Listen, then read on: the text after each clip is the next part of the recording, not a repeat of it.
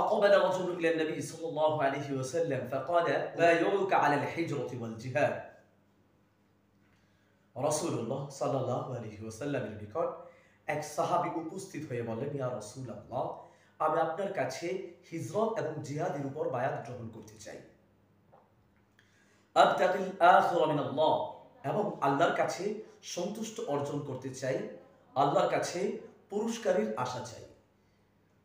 রাসূলুল্লাহ সাল্লাল্লাহু আলাইহি ওয়াসাল্লাম বললেন, ফাহাল মিন ওয়ালিদাইকা আহাদুন হাইয়ুন, তোমার কি পিতামাতার কেউ জীবিত আছে? ক্বালা নাআম, ওই সাহাবী বললেন, হ্যাঁ অবশ্যই জীবিত আছে, বাল কিলাহুমা, বরং দুজনই জীবিত আছে। ফাতাবতাগিল আখিরা মিনাল্লাহ, রাসূলুল্লাহ সাল্লাল্লাহু আলাইহি ওয়াসাল্লাম বললেন, তারপরেও কি তুমি আল্লাহর পুরস্কারের জন্য অন্য কিছু তালাশ করছো? তোমার পিতামাতা, তোমার এই পিতামাতার খেদমত না করে তুমি হিজরত করে এবং জিহাদের মাধ্যমে আল্লাহর পুরস্কার অর্জন করতে চাচ্ছ? সাহাবী বললেন, নাআম। فقال رسول الله صلى الله عليه وسلم ارجع إلى والديك فأحسن صحبتهما। রাসূলুল্লাহ সাল্লাল্লাহু আলাইহি ওয়াসাল্লাম বললেন, যাও তুমি তোমার পিতামাতার নিকট ফিরে যাও, তুমি তোমার পিতামাতার নিকট গিয়ে তুমি আল্লাহর পুরস্কারের আশা করো, তাদের সেবা করো, তাদের যত্ন করো। হতে পারে আল্লাহ পাক তোমাকে এই হিজরত এবং জিহাদের পরিবর্তে এই জিহাদের চাইতে আরো বেশি ফজিলত দান করবে। সুবহানাল্লাহ। এই জন্য আমাদের উচিত আমরা কোন কাজগুলো আগে করব, কোন কাজটা পরে করব, আমাদের সেগুলো বিবেচনা করা উচিত। সেখানে ফরজ ও জিহাদের চাইতে রাসূলুল্লাহ সাল্লাল্লাহু আলাইহি ওয়াসাল্লাম নিজের পিতামাতার খেদমত করার কথা বলেছেন এবং তাদের মাধ্যমে আল্লাহর নৈকট্য অর্জনের পথ বাতলে দিয়েছেন। রাসূলুল্লাহ সাল্লাল্লাহু আলাইহি ওয়াসাল্লাম আরো বলেন, আফদালুল আ'মালি আস-সালাতু লিওয়াক্তিহা। রাসূলুল্লাহ সাল্লাল্লাহু আলাইহি ওয়াসাল্লাম বলেন, সর্বোত্তম আমল হচ্ছে সময় মতো নামাজ পড়া, অবিরুল ওয়ালিদাইন, এবং পিতামাতার সেবা শুশ্রূষা করা।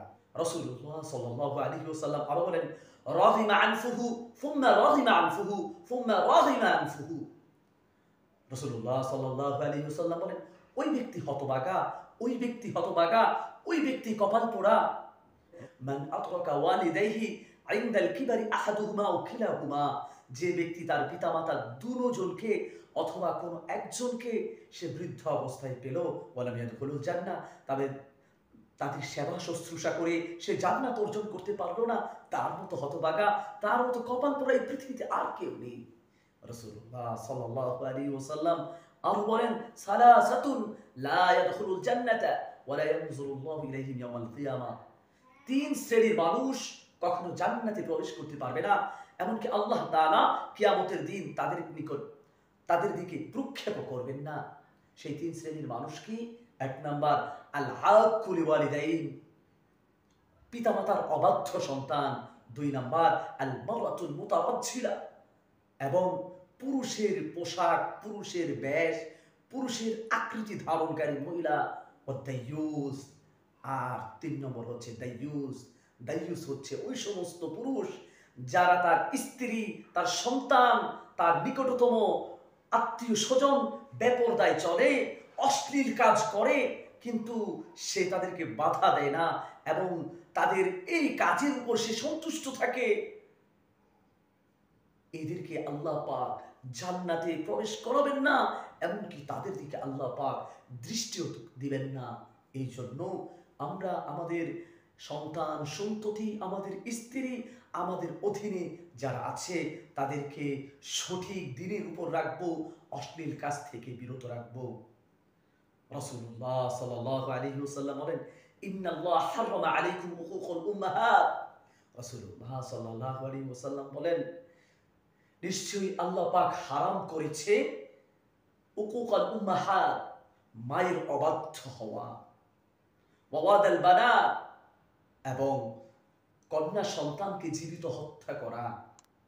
আরেকটি হচ্ছে ওয়ামানা আওহাদ, এবং যারা আমাদের কাছে হক পায়, যারা আমাদের কাছে তাদের প্রাপ্য পায়, তাদেরকে প্রাপ্য প্রদান করতে বাধা প্রদান করা এবং হক পরিশোধ করতে বিলম্বিত করা।